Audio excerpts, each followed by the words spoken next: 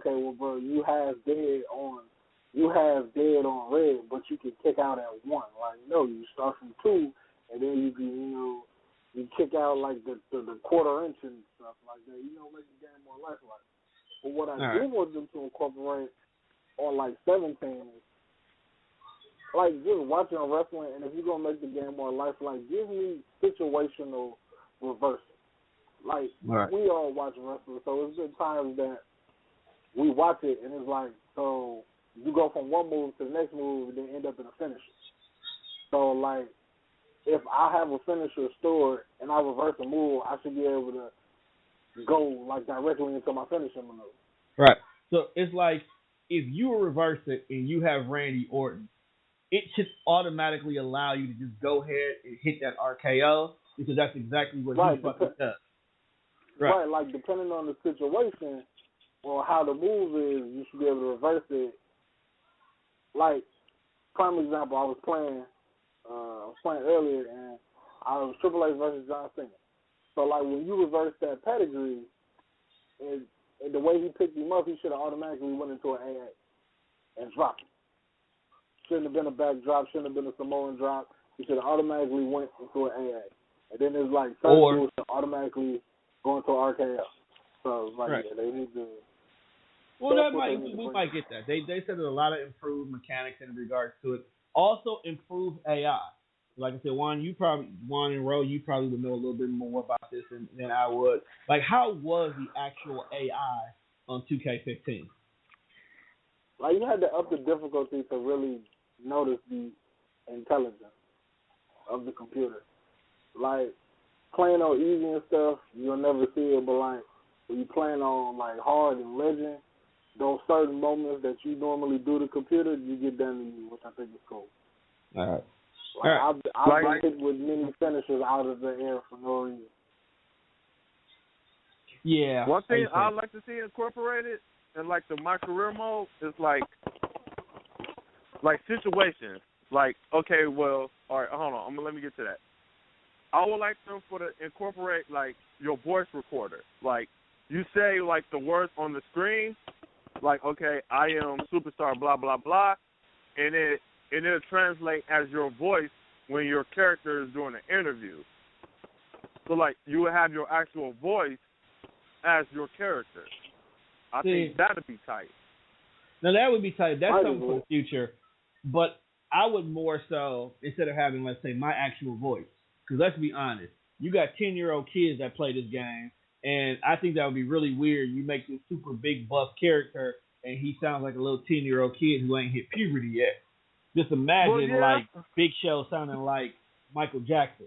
But at least you don't have to give us that, but give us, like, a pre-chosen voice for the character. Like, every other game out here, you create a character, you can have your own voice or have a voice you choose from. I felt that wrestlers should always have had that.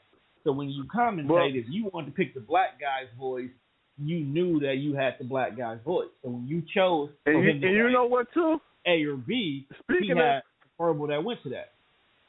Speaking of commentating, they should allow you, like, you know, to kind of, if you're in a rivalry with somebody, be on commentary.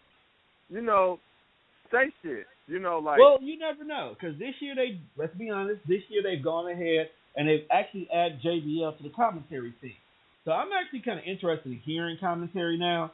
Like Fresh said, there's no loading screen, but during that transition from you coming out to the ring to the actual match starting, what they've done is they've made it that you're actually now talking or listening to the commentary. So those little moments when you go to commercial break in real life and you come back to King Cole and JBL talking with Mountain Dews that they don't drink on their desk, you get those moments now between the entrance and the ring. So that would be good. But yeah, I definitely can see where you come from in the career mode. I do feel that if you're in a big rivalry and either A, you're going for the belt or they're chasing your belt, you're sitting at ringside watching their match, you know? And not that little, you're sitting here and now you got to interfere with the match to cause somebody to lose. No, I mean, like, the whole match goes on and you literally are commentating it. You are choosing what you want your character to say. to either A, amp up this match, or B, be the heel and talk trash. You know, like, and you know face, what? Your heel stay easy. And funny thing you said that. That was getting to my next thing. In my career mode, or just any mode, they should have situations like where you choose what you want to say. It could bring out a certain superstar, or it can either turn you heel or face, depending on the crowd reaction. Now that was it. That was in the game. Juan, which WWE was it that you could get like the NWO? No, what game was it that there was like a whole entire storyline based around like WCW? I think that was Shut Your Mouth. 12. Was that 12? Yeah. Okay. Yeah. It was 12. I remember. There was those moments that, because when the NWA or the WCW pack came out, the DLC, I do remember playing this day because I always made creative wrestling, so a lot of these things never triggered for me like they were supposed to. But I was in a match, and I remember playing this day. Kevin Nash came down to the ring, and even though the match was over, they threw a chair in the ring. And I had three choices of what I wanted to do.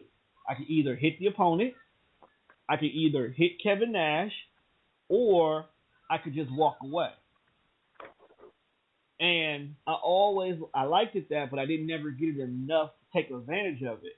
I think that certain things like that should trigger more often, or even after you've done something, this is what you can do to trigger something instead.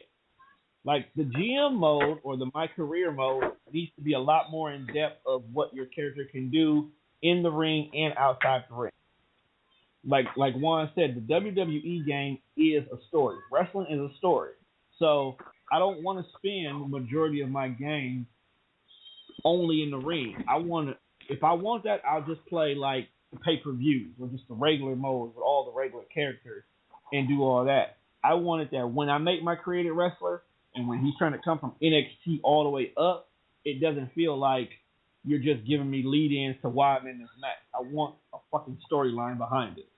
I want a Bayley storyline if I make a diva, you know?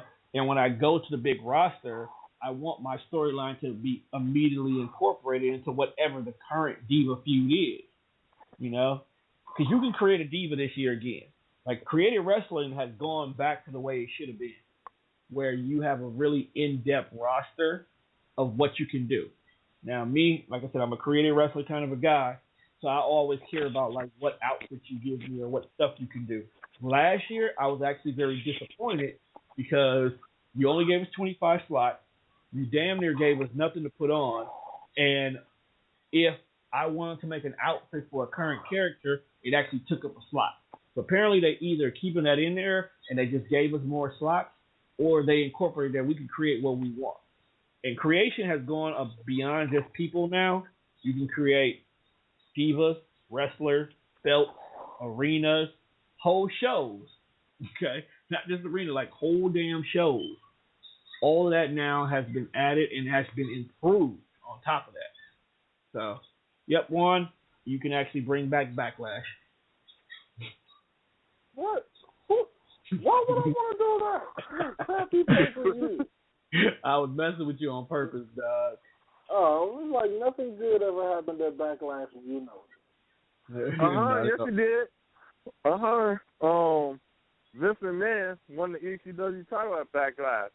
Man, that was dark.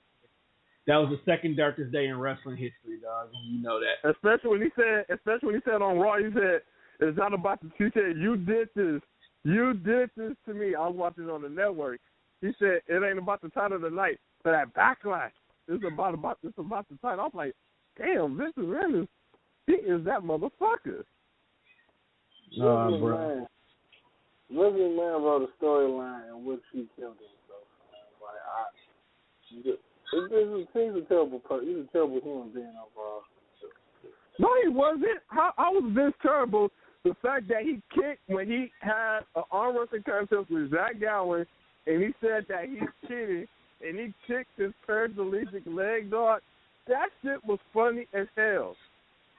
Bro, that alone should tell you how horrible. No, but in Vince's defense, that Zach Gowen was actually one of John Laurinaitis' historical fuck ups, and Vince took it and he ran with it. Okay, I can't be mad at Vince for that. He took a situation that your talent relation personnel fucked up, and you made money. Now you look like a terrible human being in the process, but you made money, and you gave somebody who never should have gotten where they were somewhere. And he got heat for it, and he got some good heel heat for that too. Like, dude, the heat that he got, man, you could have get that to anybody.